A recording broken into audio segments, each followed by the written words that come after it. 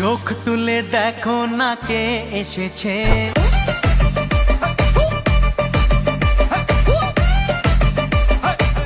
আজকে আমার দাদার বিয়ে, আমি তো ভাই খুব খুশি, কিন্তু দাদাকে দেখে মনে হচ্ছিল না ও খুশি। ঠিক মতো ঘুমাতেই পারলো না বেচারা, সকাল সকাল ঘুমের থেকে বাইরের লোক তুলে দিল। নিয়মের কাজগুলো সব করে ফেলতে হবে, তো আজকের থেকে সব কন্ট্রোল চলে যাবে বৌদির হাতে। আমি তো ভাই পুরো একটা আলাদা দুনিয়ার মধ্যেই রয়েছি। বাড়িতে নতুন বৌদি আসবে, ওর থেকে বেশি আমি খুশি। বৌদি এসে নতুন নতুন রান্না করে খাওয়াবে। সবাই চলে গেছিল জল ভরাতে, ওখান থেকে সবাই জল ভরিয়ে আসলো। এরপরে এখন কি হবে তোমরা সবাই তো বুঝেই গেছো, ছেলের গায়ে হলুদ আর ছান করানো। কিন্তু তার আগে একটা কাজ তো করতে হবে, যেটা হলো ফটোশুট।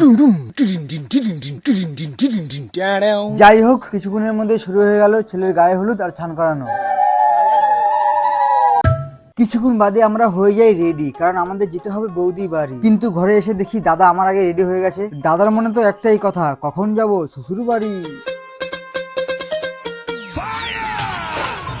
যাই হোক, বরের প্রোটেকশনের জন্য আমরা কতগুলো মেশিন নিয়ে আসলাম, সাথে রেখেছিলাম কয়েকটা মিসাইল। ফুল প্রোটেকশন দিয়ে বরকে আমরা নিয়ে যাই মেয়ের বাড়ির উদ্দেশ্যে।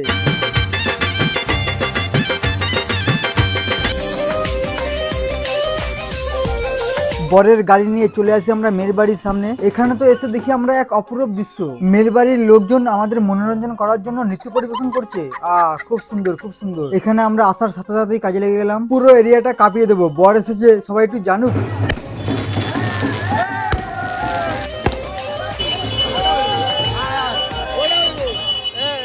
এখন আমরা গুটি গুটি পায়ে মজা করতে করতে এগিয়ে যাব মণ্ডপের দিকে। এই দেখো তোমরা, মণ্ডপে ঢুকবো তার আগেই দিয়েছে বাধা, বলছে নাকি গেট পেরোতে গেলে টাকা লাগবে। এখানে কথা তো একটাই থাকে, আমার বউ আমি নেবো, গেটে কেন চাঁদা দেবো। এতগুলো লেডি মুস্তানের মধ্যে ইনি হলো হেড। উনি সবাইকে বলছে চাঁদা নেওয়ার জন্য, আর বলছে নাকি 20,000 টাকা লাগবে।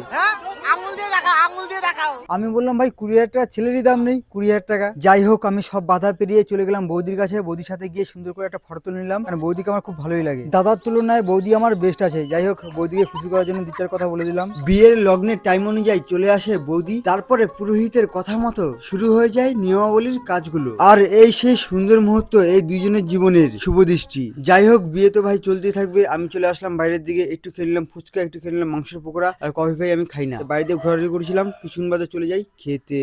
খাওয়া দাওয়া করে এসে দেখি ভাই বিয়ে পুরো কমপ্লিট। আজকে দাদার রিসেপশন, হ্যাপিনেস পুরো আলাদা লেভেলের, কিন্তু ভিডিও খুব কম করেছি, তার কারণ মজ মস্তি করতেই ব্যস্ত ছিলাম। যাই হোক, সময় মতো চলে আসি বৌদির সাথে দেখা করতে। দাদার রিসেপশনে আমি কোনো কাজ বাজ করিনি, তারপর আমি ব্যস্ত ছিলাম, তার জন্য ভিডিওর ক্লিপ অনেকগুলো নিতে পারিনি। তো যাই হোক, মেন কাজটা হয়ে গেছে, বৌদির সাথে আমার কথা হয়ে গেছে, ভিডিও হয়ে গেছে, ফটো তোলা হয়ে গেছে। দাদার সাথে পরে দেখা যায়। চলো আজকের মতো বাই, দেখা হবে নেক্সট কোনো একটা ভিডিওতে।